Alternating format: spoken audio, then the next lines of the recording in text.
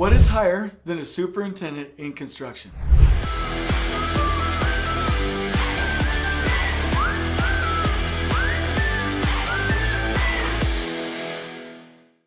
I get asked this a lot when I go around and do consulting and visits and training, so I'm going to answer that in the video right now. So here's the question. Do you want to know where the superintendent belongs, where he or she ranks, and how it fits into the system? If so, you came to the right place. So this will help you if you want to be one, if you want to know how to interact with superintendents, and so you know who's really in charge of the project. So that's fantastic information. So let me get this started off by saying, hey, there's lots of company positions above the level of a superintendent. You'll have your typical CEO, president, COO, perhaps director of operations, operations managers, and in a lot of cases, the project director and the project executive will oversee the superintendents and the project manager together. I love that. That's amazing. And let me give you a little bit of a warning here as we go, because I want to say this. The position of general superintendent, which is how I was brought up, meaning you have your director of operations, and then you have your operations manager or project director or project executive, and then GS. The GS would oversee the superintendents, and the project director would oversee the project managers. Now, I love general superintendents, and where I came from at Hensel Phelps, when I was there, and I haven't been there in a while, so I don't know, but when I was there, that role was highly functioning. I mean, these were like huge bridge builders, dam builders. Like, you could send them to Europe and they would build big embassies and huge, like $500 million prisons and $1 billion data centers. Like, these were like the lowercase g gods of the industry, right? And it worked. And when they came to the project site, they were well, no, I'll just say it. They weren't easy. Like, they expected a lot. Now, the role of general superintendent has really failed in the last I would say 15 years, last decade at least, and it continues to fail. Here's why. General superintendents are starting to get promoted earlier, and they don't know as much. They're not the master builders that they used to be. So when and everyone has been told, hey, you can't yell or be like dictatorial. So there's a lot that haven't learned proper ways to motivate and hold their team accountable. So what happens is they become buddy-buddy with all of their projects, and they become friends with the supers, and they start to do the same thing that supers end up doing with trades, which is to sympathy vote them, shield them, and protect them from the project director or project executive or ops manager, which is not a thing, right? So now you've disconnected the PM and the super at the project level. You have someone playing savior throughout the organization, and it's not driving results, and the general superintendents are typically not responsible for finances. So anywhere this is happening, the general superintendent position is being looked down on, and it's failing. What we have to do is get back to that builder mindset, actually drive results, be responsible for the finances, and hold the superintendents accountable and train them so they perform on a higher level. So let me be clear about that. I love the position of general superintendent. It's just not being done well. Most of the companies revert to, no, my project executive director or ops manager is in charge of the super and the PM, because they're so frustrated with that situation. So you can look at this like Jason's bad-mouthing you, or I'm just giving you a heads up for something that we should really watch out for. So there you go, take it for what it is. But here is the answer. On the project site, technically, there's no one higher than the superintendent from an authority perspective on the project.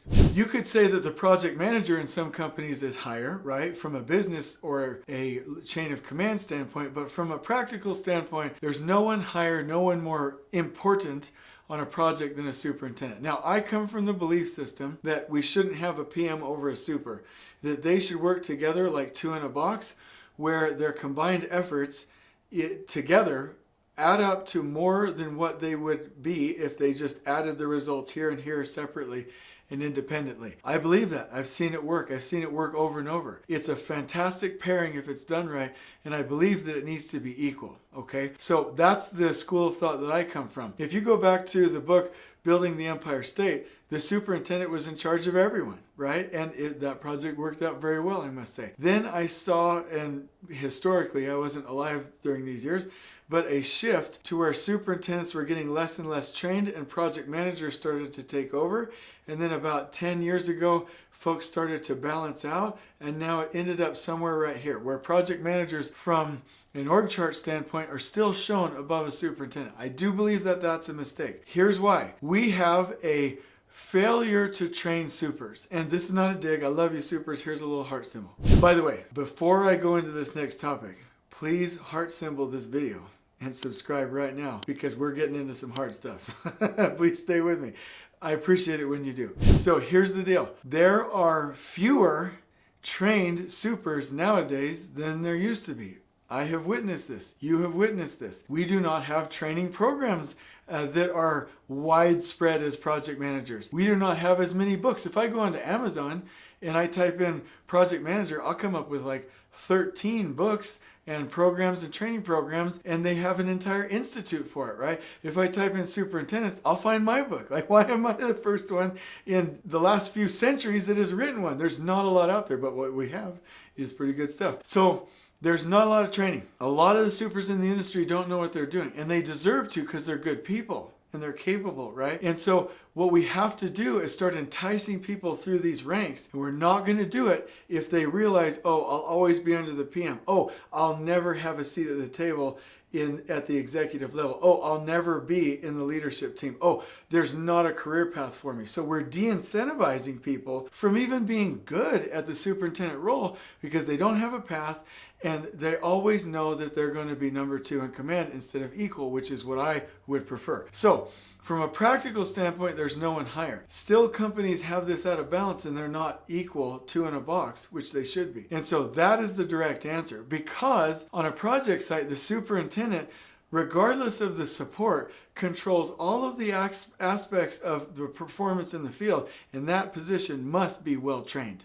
Let me clarify something though. From an importance from execution standpoint, that's the superintendent. From a value and love and put on a pedestal and consider our heroes, there's no one more important than the workers and foremen. So I'm talking about an organizational structure to execute. I'm not talking about who's the most important person on the project site from a value standpoint, because we all know that's the workers and the foremen. They make the money, they're the craftspersons, they're the experts. It's our job to support them. And so why am I saying this? All of you supers, yes, I gave you some hard news. Yes, I said we're not as well trained as we should be. Yes, I said if we have a room of supers, you're going to have a lower percentage of trained and competent people in that group as if you took a same sampling from a project manager group. But I didn't say that to insult anybody.